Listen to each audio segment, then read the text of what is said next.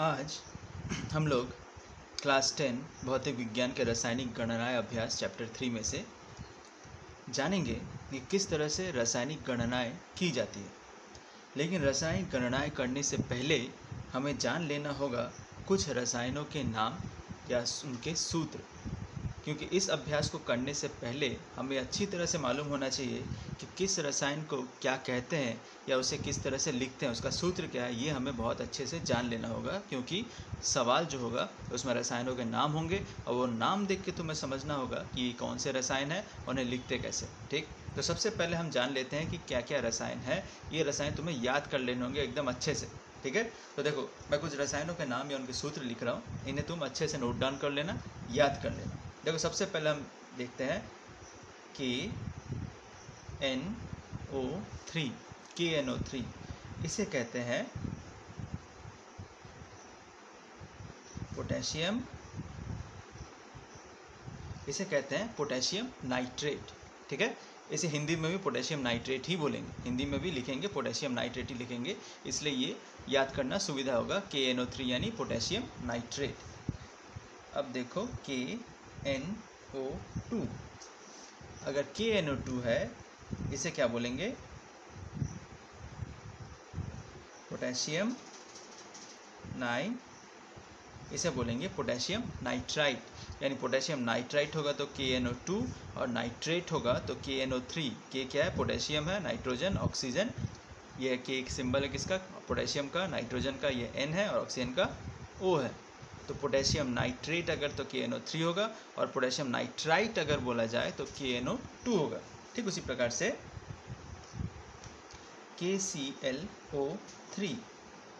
KClO3 इसे बोलते हैं पोटेशियम क्लोरेट, इसे बोला जाएगा पोटेशियम क्लोरेट। जो इंग्लिश में नाम लिख रहा हूँ इनको हिंदी में भी हम लोग पोटेशियम नाइट्रेट, पोटेशियम नाइट्राइट या पोटेशियम क्लोरेट ही बोलते हैं, इसलिए मैं हिंदी वाले नाम नहीं लिख रहा हूँ। ठीक, वो नाम सेम ही है। ठीक, इसके बाद आता है KCl। KCl क्या है, ये है पोटेशियम क्लोराइड। ठीक, तो देखो क्लोरेट और क्लोराइड में क्या अंतर होगा ये तुम याद रखा। क्लोरेट बोल रहे हैं तो KClO3 होगा और क्लोराइड बोल रहे हैं तो सिर्फ KCl होगा। ठीक, तो सिर्फ KCl होगा। इसके बाद जो आता है CaCO3। अब ये बहुत इंपॉर्टेंट है, इसके नाम अलग अलग होते हैं। मैं देखो इसे कहते क्या है, ये है कैल्शियम कार्बोनेट, यह है कैल्शियम कार्बोनेट। इसका एक और नाम है, उसका एक और नाम है क्या, लाइमस्टोन। एक और नाम है लाइमस्टोन, या इसका एक और नाम है चौक। कोई ब्लैक बोर्ड वाला चौक जो हम लिखते हैं उसका एक और नाम है चौक या लाइमस्टोन, या नॉर्मल इसका साइंटिफिक नेम है कैल्शियम कार्बोनेट। और हिंदी में इसे क्या बोलते हैं, हिंदी में इसे बोला जाता है चूना, हिंदी में से बोला जाता है चूना पत्थर। यानी सवाल में कहीं चूना पत्थर बोला हो तो चूना पत्थर यानी CaCO3 कैल्शियम कार्बोनेट, या सवाल में कभी अगर लाइमस्टोन बोला हो तो लाइमस्टोन भी समझा रहा है वही सेम कैल्शियम कार्बोनेट CaCO3, या सवाल में अगर चौक बोला हो तो चौक का मतलब भी CaCO3 यानी कैल्शियम कार्बोनेट। ठीक, इसके बाद आता है CaO, ये है कैल्शियम ऑक्साइड, कैल्शियम ऑक्साइड। इसका एक और नाम है क्विकलाइम, इसका एक और नाम है क्विकलाइम, और जिसको हिंदी में बोला जाता है कली चूना या सिर्फ चूना। ठीक, तो देखो इसके भी नाम अलग अलग, कैल्शियम ऑक्साइड इसका साइंटिफिक नेम है, या इसका एक और नाम बोला जाता है क्विकलाइम। क्विकलाइम मतलब भी CaO कैल्शियम ऑक्साइड। हिंदी में अगर लिखा हो तो हिंदी में लिखा होगा या तो कली चूना, कली चूना का मतलब भी CaO, या सिर्फ चूना, चूना भी CaO ही कहलाता है। ठीक, इसके बाद H2SO4, ये तुम्हें मालूम ही होगा, सल्फ्यूरिक एसिड, क्लास 9 में इसके बारे में पढ़ा होगा,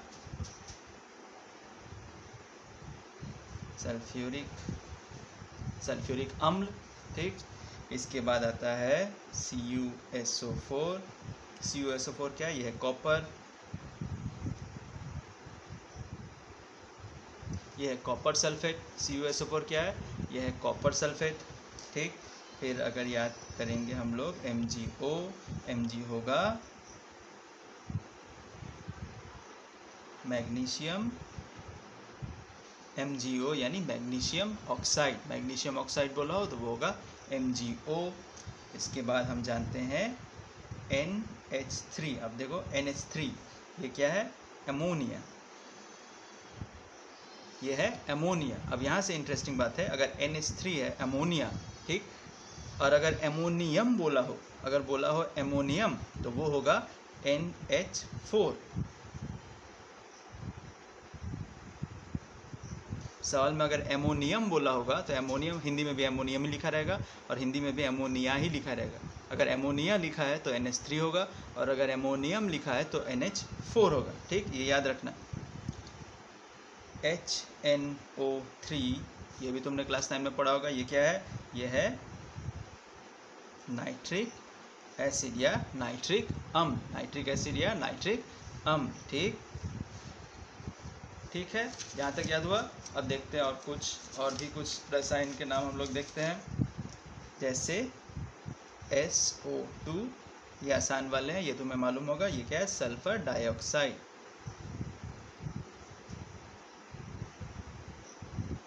SO2 क्या है, sulphur dioxide. HCl hydrochloric acid,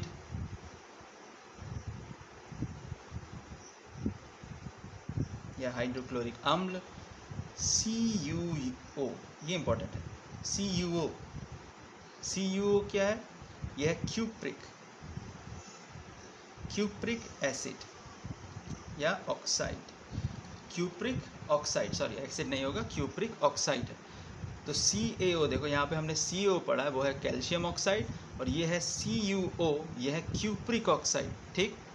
Ca calcium है और Cu कॉपर है, ठीक, तो उसे बोलेंगे कॉप्रिक ऑक्साइड, और ये है CaO। यानी सवाल में अगर कहीं क्यूप्रिक ऑक्साइड बोला होगा तो वहाँ उसका सूत्र होगा CuO, CaO नहीं होगा। CaO किसका होगा, वो होगा कैल्शियम ऑक्साइड का, ठीक है। एक और जान लेते हैं FeS, Fe आयरन है तो इसको बोलेंगे फेरस सल्फाइड, इसे बोल लेंगे हम लोग फेरस सल्फाइड। फिर है NH4Cl क्या होगा, NH4 हमने क्या पढ़ा था, एमोनियम, तो ये क्या होगा, एमोनियम Cl यानी क्लोराइड, एमोनियम क्लोराइड NH4Cl। एक और जान लेते हैं, वो है C3H8, ये है प्रोपेन, बस इतने हमें याद करने हैं, ये तुम चाहो तो वीडियो देख के ये नोट डाउन कर लो, मैं इसका तुम्हें स्नैपशॉट भी दे दूंगा, तुम अच्छे से इसे लिख के याद कर लोगे। अब ये मैंने क्यों दिया, क्योंकि अगर तुम्हें मालूम ही नहीं, अगर मान लो कोई सवाल है, जैसे एक सवाल मैं पढ़ के तुम्हें सुनाता हूँ, किताबी का सवाल है, सवाल मैं पढ़ के सुनाता हूँ। सवाल में लिखा है 24 ग्राम ऑक्सीजन उत्पन्न करने के लिए कितने ग्राम पोटेशियम क्लोरेट की आवश्यकता होगी।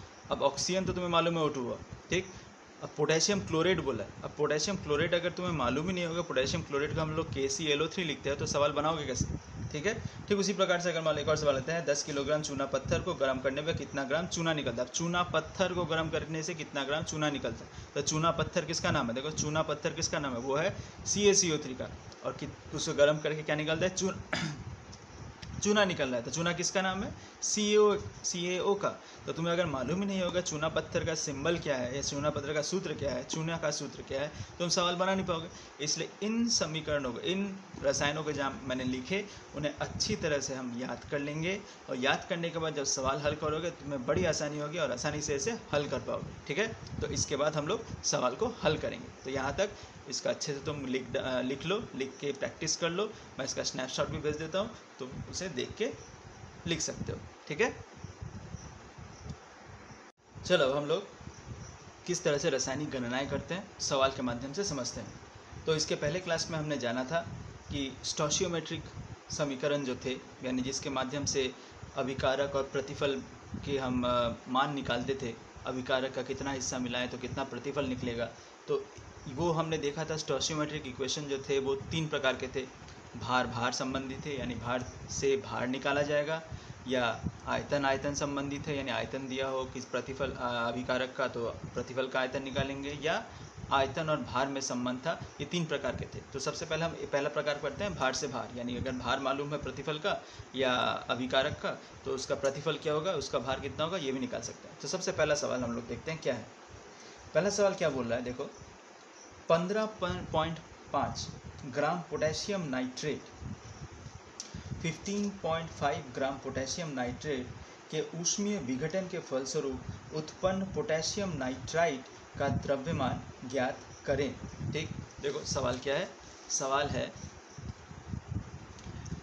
15.5 potassium nitrate 15.5 gram potassium nitrate के ऊष्मीय विघटन यानी इसे गर्म करने से के फलस्वरूप उत्पन्न पोटेशियम नाइट्राइट का द्रव्यमान ज्ञात करें। देखो ये ग्राम में दिया हुआ है, 15.5 ग्राम में दिया हुआ है यानी द्रव्यमान दिया हुआ है, और मुझे निकालना भी द्रव्यमान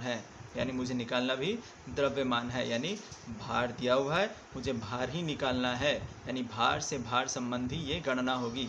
तो और मुझे सवाल में क्या दिया हुआ है, के का एटॉमिक मास दिया हुआ है, पोटेशियम का 39, नाइट्रोजन का 14 और ऑक्सीजन का 16 दिया हुआ है। तो हमें इस सवाल में कोई समीकरण नहीं दिया हुआ है। अब ये सवाल पढ़ के हमें समझना होगा समीकरण क्या होगा। तो सवाल में है कौन कौन से पात्र, इसमें है पोटेशियम नाइट्रेट, इसे गर्म करके पोटेशियम नाइट्राइट निकल रहा है। तो तुम्हें मालूम होना चाहिए पोटेशियम नाइट्रेट और पोटेशियम नाइट्राइट क्या है। तो देखो पोटेशियम नाइट्रेट है KNO3 और पोटेशियम नाइट्राइट क्या है KNO2। तो सवाल के हिसाब से सवाल में क्या बोला गया है, पोटेशियम नाइट्रेट यानी KNO3 इसे गर्म करके क्या निकल रहा है, इसे गर्म करके निकल रहा है KNO2 पोटेशियम नाइट्रेट को गर्म करके क्या उत्पन्न हो रहा है, पोटेशियम नाइट्राइट। लेकिन अब ध्यान दो, अब ये यहाँ तक तो समझ में आया। अब यहाँ पे आने के बाद हमें देखना होगा क्या ये समीकरण बैलेंस है कि नहीं। तो देखो यहाँ पे 1 K है, यहाँ पे भी 1 K है, बैलेंस हुआ। यहाँ पे 1 N है, यहाँ पे भी 1 N है, बैलेंस हुआ। यहाँ पे कितना है, ऑक्सीजन 3 है, लेकिन यहाँ पे ऑक्सीजन 2 है, यानी क्या होगा, एक ऑक्सीजन बच गया, यानी एक ऑक्सीजन होना चाहिए। अब ऑक्सीजन अकेले O के रूप में तो नहीं रहेगा, वो क्या रहेगा, O2 के रूप में रहेगा। ठीक, अब अगर O2 के रूप में रहेगा तो ऑक्सीजन कितने होगा, देखो ऑक्सीजन हो गया 4 और यहाँ ऑक्सीजन कितना है 3। तो हमें इसको बैलेंस करना होगा। बैलेंस करने के लिए क्या करेंगे, अगर यहाँ पे हम 2 कर देते हैं, यहाँ पे अगर 2 करेंगे तो ऑक्सीजन कितना हो जाएगा, 2 दूनी 4 और 4 2 6। यहाँ पे 3 था, यहाँ 3 था, तो इसे बैलेंस करने के बाद हमें यहाँ 2 देना होगा। तब देखो ये 6 हो गया। पोटेशियम कितना है, यहाँ पे पोटेशियम 2 है, यहाँ पे पोटेशियम 2 है, यहाँ नाइट्रोजन 2 हो गया, यहाँ नाइट्रोजन 2 हो गया, यानी इक्वेशन हो गया बैलेंस। ठीक, अब बैलेंस इक्वेशन होने के बाद अब हमें गणना करनी है। अब गणना में क्या बोल रहा है, पोटेशियम नाइट्रेट को गर्म करके के फलस्वरूप उत्पन्न पोटेशियम नाइट्राइट का द्रव्यमान, मुझे इसका द्रव्यमान निकालना है। तो सबसे पहले हम इसका मॉलिक्यूलर मास यानी ग्राम आणविक द्रव्यमान KNO3 का क्या होता है। तो जहाँ पे इस सवाल में हमें पहले से ही दिया हुआ है K का एटॉमिक मास दिया हुआ है 39, N का एटॉमिक मास दिया हुआ है 14 और ऑक्सीजन का एटॉमिक मास दिया है 16। इसकी मदद से हमें ग्राम परमाणु द्रव्यमान, तो KNO3 का क्या होगा बोलो, KNO3 का होगा 39 प्लस 14 प्लस O3 है, 3 ऑक्सीजन है, 3 ऑक्सीजन, एक का अगर 16 है तो 3 का क्या होगा 3 × 16 और ये होल 2 है तो ये होगा होल 2। तो ये हल करके कितना आएगा 39 48 4 ठीक 2 × 101 यानी 202 ग्राम हो रहा है। अब इसका निकाल लेते हैं क्योंकि हमें इसके और इसके बीच में संबंध चाहिए, यही निकालने को बोला है, हमें ऑक्सीजन के बारे में जानने की दरकार नहीं है। ठीक, तो फिर इसका निकाल लेते हैं। K का होगा 39 प्लस 14, यहाँ पे 2 ऑक्सीजन यानी 2 × 16 और होल 2, ये कितना आएगा करके देख लेते हैं। 2 × ये हुआ तुम्हारा 85, जो आ रहा है कितना 170 ग्राम। ठीक, तो आया कितना 170 ग्राम। तो देखो सवाल में क्या बोला गया है, सवाल में बोला गया है 15.5 ग्राम पोटेशियम नाइट्रेट के ऊष्मीय विघटन के फलस्वरूप उत्पन्न पोटेशियम नाइट्राइट का द्रव्यमान निकालना। नाइट्राइट, अब हम यहाँ से देख रहे हैं कि 202, यहाँ पे हम देख रहे हैं 202 gram potassium nitrate, 202 gram potassium nitrate को गर्म करके 170 ग्राम निकल रहा है। ठीक, 202 ग्राम पोटेशियम नाइट्रेट को गर्म करके 170 ग्राम पोटेशियम नाइट्राइट निकल रहा है। हम यहाँ से क्या देख रहे हैं, अब ये नॉर्मल मैथ्स में जैसे हम लोग हल करते हैं यूनिटरी मेथड, यहाँ पे वही है। हम लोग देख रहे हैं प्रश्नानुसार 202 ग्राम पोटेशियम नाइट्रेट को गर्म करके हमें कितना मिल रहा है, 170 ग्राम पोटेशियम नाइट्राइट निकल रहा है, 170 ग्राम पोटेशियम नाइट्राइट। ठीक, तो 1 ग्राम पोटेशियम नाइट्रेट को गर्म करने से कितना निकलेगा, 170 बटा 202 ग्राम पोटेशियम नाइट्रेट का निकलेगा। ठीक, और हमें निकालना कितना है, हमें सवाल के हिसाब से हमें निकालने निकलना है कितना, 15.5 ग्राम पोटेशियम नाइट्रेट से। ठीक, तो 15.5 ग्राम का क्या होगा, तो फिर 15.5 ग्राम पोटेशियम नाइट्रेट क्या होगा, 15.5 इंटू 170 बटा 202 ग्राम, जो अगर इसे हल करोगे तो कितना आएगा, 12.75 ग्राम। हल करोगे तो कितना आएगा, 12.75 ग्राम, यानी 15.5 ग्राम पोटेशियम नाइट्रेट को गर्म करने से 12.75 ग्राम पोटेशियम नाइट्रेट उत्पन्न होगा। ठीक है, समझ में आया, सवाल क्लियर हुआ। तो देखो ये सवाल करने के लिए मुझे जानना था कि पोटेशियम नाइट्रेट को क्या लिखते हैं, पोटेशियम नाइट्राइट को क्या लिखते हैं, और इक्वेशन बैलेंस करना ये क्लास 9 में तुम सीख चुके हो, क्या जानते हो कि किस तरह से इक्वेशन को बैलेंस किया था। इक्वेशन बैलेंस करने के बाद उसका ग्राम आणविक द्रव्यमान निकाल लिया। ग्राम आणविक द्रव्यमान निकालने के बाद जो नॉर्मल यूनिटरी मेथड जो क्लास 8 से तुम लोग सीखते आ रहे हो, उसी मेथड का इस्तेमाल करके अगर 202 ग्राम से 170 ग्राम निकल रहा है तो 1 ग्राम से कितना होगा, 170/202, तो फिर 15.5 ग्राम से कितना होगा, 15.5 इंटू 170/202, हल करके 12.75 ग्राम निकला। ठीक है, चलो इस सवाल का देखो, 10 केजी चूना पत्थर, 10 किलोग्राम चूना पत्थर को गर्म करने पर कितने ग्राम चूना उत्पन्न होगा।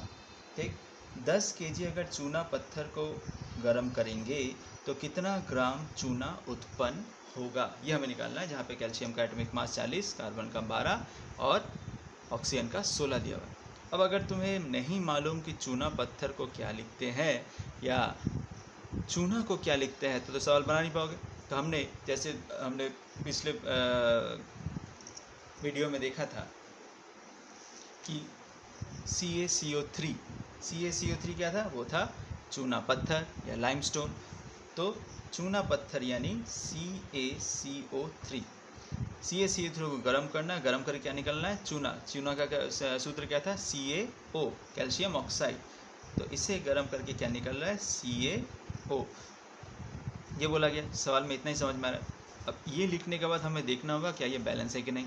देखो, एक कैल्शियम है, एक कैल्शियम, कार्बन नहीं है, ऑक्सीजन यहाँ पे 3 है और यहाँ पे 1 है, यानी अभी भी 2 ऑक्सीजन बाकी है, 1 कार्बन बाकी है, यानी जाहिर सी बात है क्या बाकी है, CO2। अब देखो इक्वेशन बैलेंस हुआ है कि नहीं, एक कैल्शियम, एक कार्बन, यहाँ पे 3 ऑक्सीजन, यहाँ पे 1 और ये 2 मिला के 3 हो गए, यानी इक्वेशन हो गया बैलेंस। अब बैलेंस होने के बाद अब हम इसे हल करेंगे। हल करने के लिए हमें सिर्फ क्या ध्यान में रखना है, क्योंकि हमारे समीकरण में, हमारे सवाल में बोला है कि चूना पत्थर को गर्म करना है, और कितना चूना निकल रहा है, यानी यहाँ पे कार्बन डाइऑक्साइड के बारे में कुछ नहीं बोला है, यानी इसके बारे में हमें कुछ नहीं सोचना है, हमें सिर्फ सोचना है इन दोनों के बारे में। तो इन दोनों में सबसे पहले हम इसका ग्राम आणविक द्रव्यमान निकालेंगे। कैल्शियम का एटॉमिक मास दिया हुआ है 40, यानी क्या होगा 40, कार्बन का दिया है 12, ऑक्सीजन का 16 और यहाँ पे 3 है, तो होगा क्या 3 इंटू 16। ठीक, 40 12 ये हो जाएगा तुम्हारा 40 52 और यहाँ 52 और यहाँ 48 मिला के आ गया 100। तो इसका होगा 40 और 16 यानी होगा 56 ग्राम। ठीक, तो यहाँ पे हम देख रहे हैं 100 ग्राम CaCO3, 100 ग्राम चूना पत्थर को गर्म करने से 56 ग्राम कैल्शियम ऑक्साइड या चूना उत्पन्न हो रहा है। ठीक, और हमें निकालना क्या है, 10 केजी चूना पत्थर को गर्म करने पर कितना चूना उत्पन्न होता है। तो यहाँ तक हमने क्या देखा, यूनिटरी मेथड से देखते हैं कि 100 ग्राम CaCO3 को गर्म करने से 56 ग्राम क्या निकल रहा है, CaO उत्पन्न हो रहा है। ठीक, तो 1 ग्राम CaCO3 यानी चूना पत्थर को गर्म करने से कितना होगा, 56/100 ग्राम किसका, CaO का, चूना का। निकालना कितना है, 10 केजी का। निकालना कितना है, 10 केजी का। तो फिर 10 केजी को हम लिख सकते हैं 10 × 1000 ग्राम। ठीक, यानी 10,000 ग्राम CaCO3 इसको गर्म करने से कितना निकलेगा, 10,000 × 56/100 ग्राम किसका, CaO का। काटो, कितना आया, 5600 ग्राम, 5600 ग्राम CaO। ठीक, अब यही निकालना था।